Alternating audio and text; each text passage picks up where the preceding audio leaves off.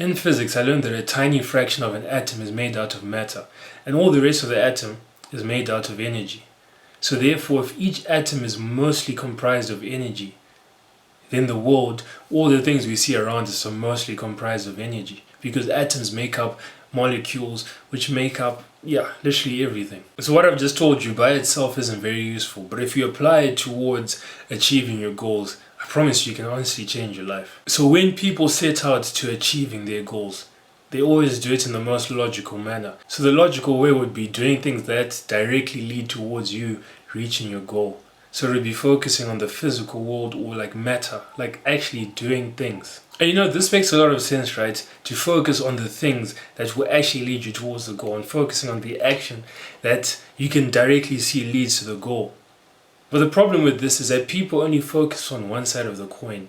See, there's both matter and energy. So when you only focus on the actions, you only focus on the matter, and you're leaving out energy, which is probably the biggest part of the universe. Because as we've said, most atoms, in fact all atoms, are made up of more energy than they're made up of matter. And the truth is, you can achieve things by merely focusing on the matter side, like focusing on the physical world and doing the things that you need to do. Like, let's say you want to succeed in a certain business and you need to make sales calls. Just focusing on sales calls, you can achieve, and if you focus on that long enough, you will achieve. But what I've found is that it's much easier to also incorporate like focusing on the energy side of things, because you're tackling it from both sides of the coin. So it's like you're just squashing the coin.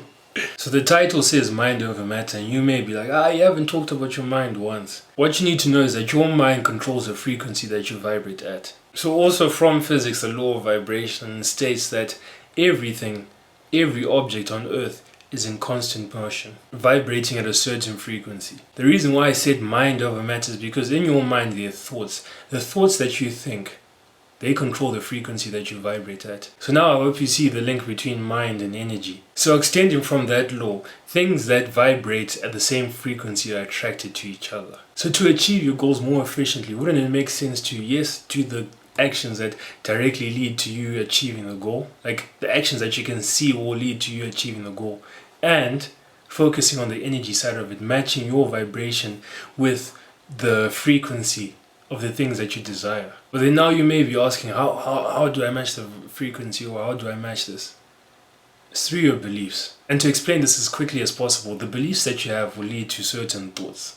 Those certain thoughts will cause you to vibrate at a certain frequency, and those frequencies will open up a can of worms. So if you want to match the frequency or the reality of the things that you want, you have to change your beliefs.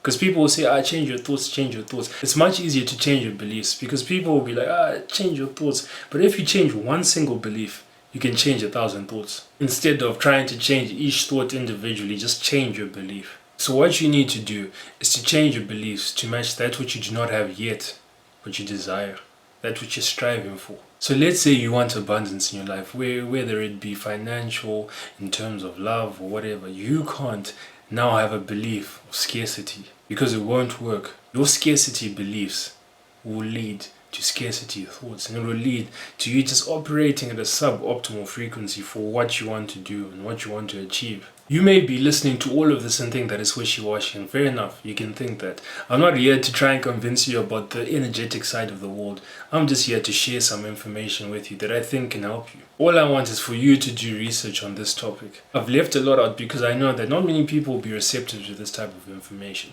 People will just dismiss it straight away, saying, that's something crazy or whatever. So I've left it out.